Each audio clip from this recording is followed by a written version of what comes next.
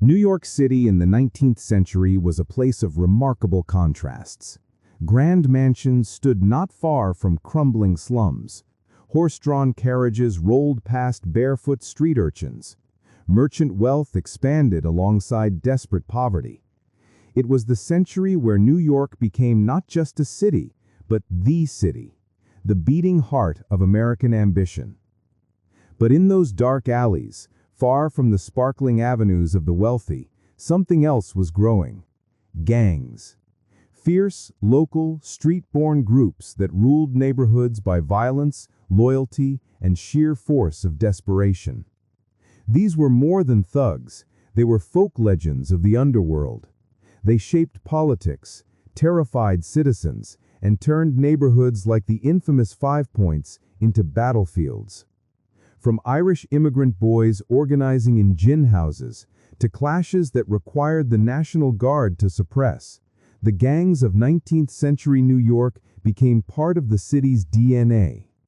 Tonight, let's step back into those smoke-filled streets, glimpse the faces of notorious brawlers like Hellcat Maggie and Bill the Butcher, and trace the evolution of New York gangs from ragtag toughs to the predecessors of organized crime. In the early 1820s, Five Points emerged as New York's most notorious slum. Once a pond filled in with shoddy construction, it had collapsed into overcrowded tenements, muddy alleys, and chaotic saloons. It became home largely to poor Irish immigrants and free Black Americans, people chased by famine, poverty, or discrimination into one of the harshest neighborhoods in the world. Here, in a grocery store run by a woman named Rosanna Pierce, lurked the beginnings of the 40 Thieves.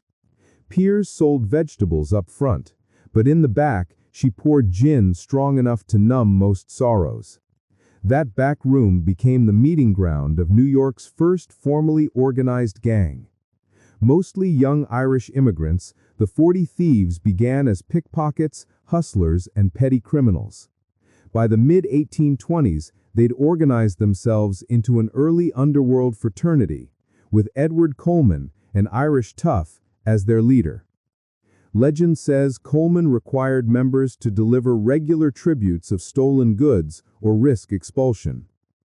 The 40 Thieves didn't stop there. They recruited boys into a subgroup known as the Little 40 Thieves, training children as pickpockets and lookouts. Imagine Dickens' Oliver Twist, but in the crowded, dangerous stew of Manhattan's Five Points. The gang terrified locals so badly that even newspapers in faraway Vermont warned of the Five Points. Outrageous crimes, robberies, and beatings became headline stories.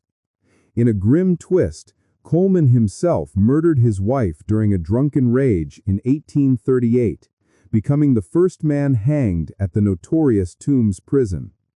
His execution only deepened Five Points' reputation as a hive of crime. By the 1840s, the landscape grew fiercer. Irish immigrants fleeing famine poured into New York, fueling both gang growth and fierce hostilities. Neighborhoods carved lines of tribal identity. And soon, rival banners rose, most famously the Dead Rabbits and the Bowery Boys. The Dead Rabbits, Irish toughs of Five Points, got their name, depending on which tale you believe, either from a dead rabbit carcass hurled into one of their meeting halls, or from Irish slang for rowdy youths. They allegedly carried an actual rabbit impaled on a stick into fights, both grotesque symbol and war banner. Their enemies, the Bowery Boys, were native-born Americans often linked to nativist politics. Volunteer firemen by day, gang fighters by night. They strutted in distinctive uniforms, red flannel shirts, stovepipe hats, boots tucked into trousers. To many, they embodied native pride and fierce hostility towards Irish immigrants. Politics bled into violence. The Bowery Boys supported anti-immigrant parties, while the Irish gangs backed Tammany Hall Democrats who courted immigrant voters. Gang battles regularly broke out, sometimes as political intimidation, sometimes just for blood. Their most infamous clash came in July 1857, erupting into a 48-hour melee known as the Dead Rabbits Riot. Thousands fought with clubs, paving stones, knives, and pistols. Police forces, already divided by politics, were overwhelmed. Rooftops rained bricks onto officers below, barricades went up, and the streets ran with blood. Only when the National Guard marched in with bayonets fixed did the riots dissolve. Dozens died, scores were maimed, and New York realized its gangs had become urban armies. The gangs weren't only street brawlers. They became entangled with politics, policing, and even public image. Tammany Hall relied on Irish gangs to intimidate rivals at polling stations, ensuring immigrant votes went their way. In return, political allies and bought-off police captains gave gangs leeway to operate.